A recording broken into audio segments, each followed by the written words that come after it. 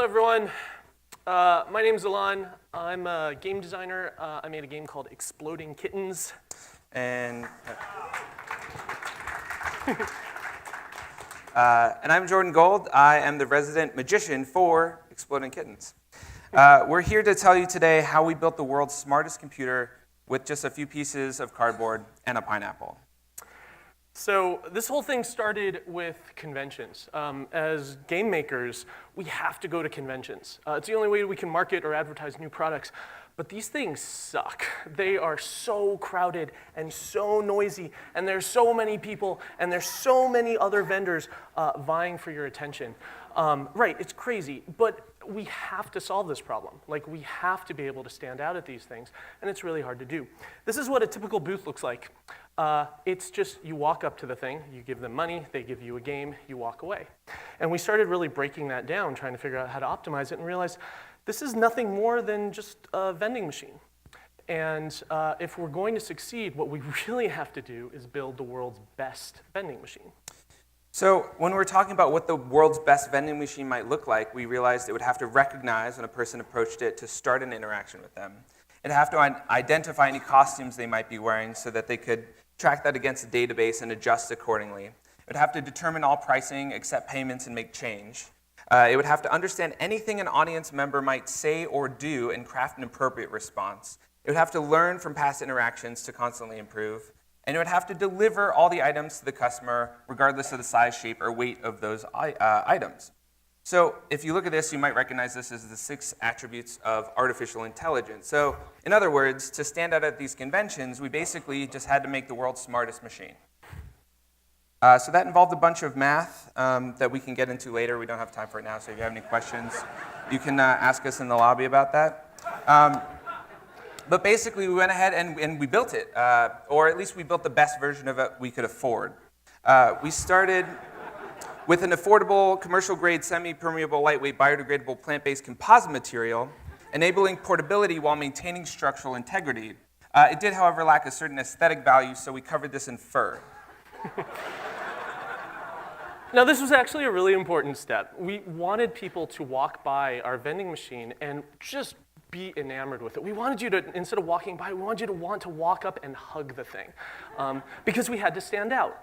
And so although this thing looked adorable and friendly, it still had all the attributes it needed to have. It had these buttons at the bottom so that you could see what items were available and the price points. It had a slot in the middle so you could insert your payment, and it had a screen at the top so that we could interact with users. Now, the screen was very special. It was not a standard digital display. We built a very elaborate mechanism whereby we could raise and lower signs. Because we want it to look charming. We really want you to feel like this is not intimidating. This is something I want to be around. The sign system could literally display any number based on what you ordered, and it could display custom signs, in this case, have a nice day, really just to charm people. So did it work? It absolutely worked. It was magical. People walked up to this thing and loved it. We brought people to tears when they got to interact with this machine. It was a huge draw at these conferences. People just gathered from all around to get to see this thing because it was unlike anything they had ever seen before. So the real magic of this machine started with this big rainbow-colored button that actually said, random item for $1.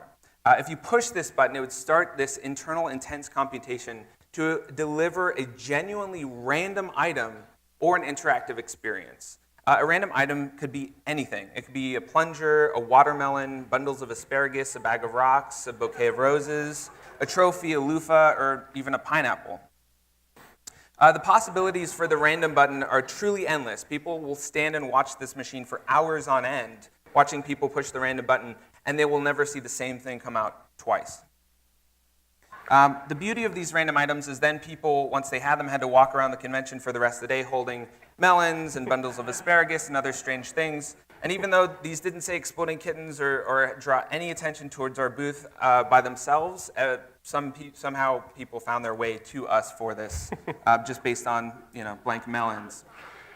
So how did we do it? Well, we basically took our vending machine and stuffed it full of people. This is less of a vending machine, of course, and more of a vending machine costume. Inside the vending machine, we put our entire staff. It literally took 6 people to operate this thing, working around the clock. Person number 1 operated all those signs. Person number 2 was in charge of inventory. Person number 3 was our cashier. Number 4 was in charge of all those random items. And then 5 and 6 were the fabricators, literally working nonstop 8 hours a day to create as many random items as possible. Here's Jordan operating the sign system. I said massive computational power. I really meant Jordan's brain and his hands holding up these signs. Backstage, we had more than 5,000 random items. We literally had to register as a grocer to get produce delivered. We had, of course, our game inventory. Every night, we would go to the dollar store and buy them out, because we constantly underestimated how popular this thing was going to be, and so we just had to buy everything they had. Here's Jordan holding a pineapple. We had our whole team put googly eyes on lemons. We made plunger art. Here's one of our artists drilling into a mop to try to put hair on it. Bedazzling bananas, you name it, we built it just to try to deliver this custom experience and enchant our audience. So did it do what it was supposed to? Yeah. The line to interact with this machine was about 90 minutes long consistently throughout every single convention we took it to. We had thousands of interactions with this machine, and there were so many people that crowded around it to watch it that we kind of blocked traffic in every direction, and we really annoyed the convention hall staff and the fire marshal, and it was really great.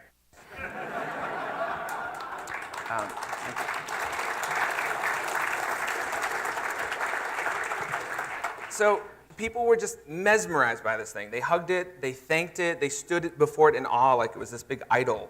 They returned multiple times, and the machine not only recognized when they returned, it would create special items just for them based on their past interactions.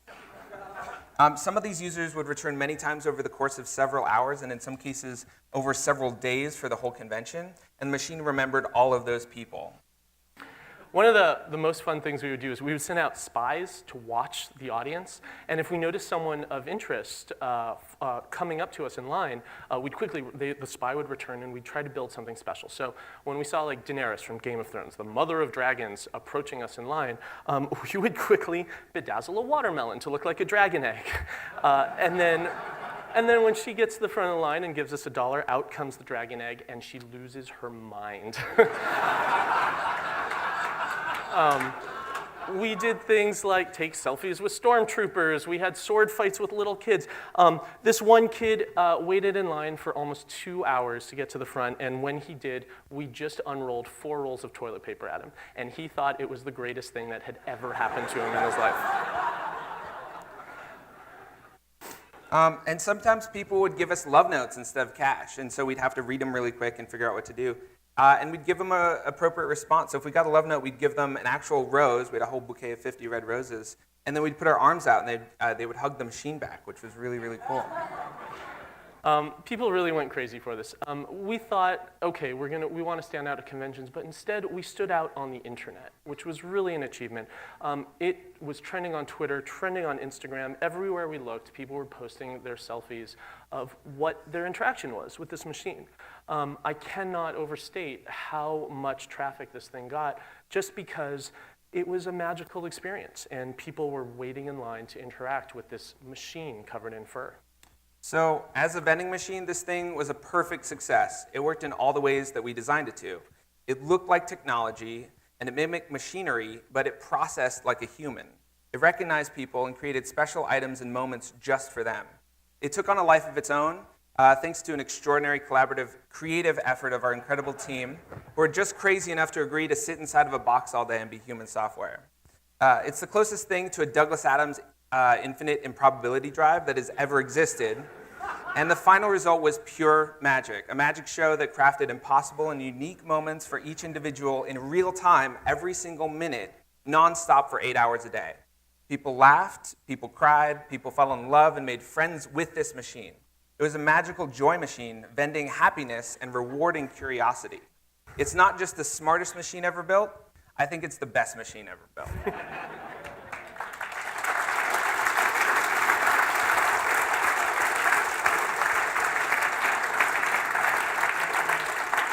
So I've been going to conventions for more than 10 years, and typically when you watch people walk out of a convention, they're exhausted, blank looks on their face. They've got maybe one game or 2 games in their bag, and that's it. This is the first time I've ever seen this walking out of a convention before.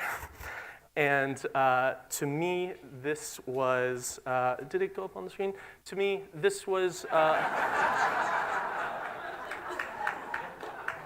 this really is what spells success. And it all started with a few pieces of cardboard and a pineapple. Real quick, a gift exchange. We decided to do something special. We wanted to gift all of you a first edition copy of Exploding Kittens. What's cool about this is we actually don't make this copy of the game anymore. This has a special computer chip inside every box so that every time you open it, it will meow. They are very limited edition, and we hope you all enjoy them. Thanks very much.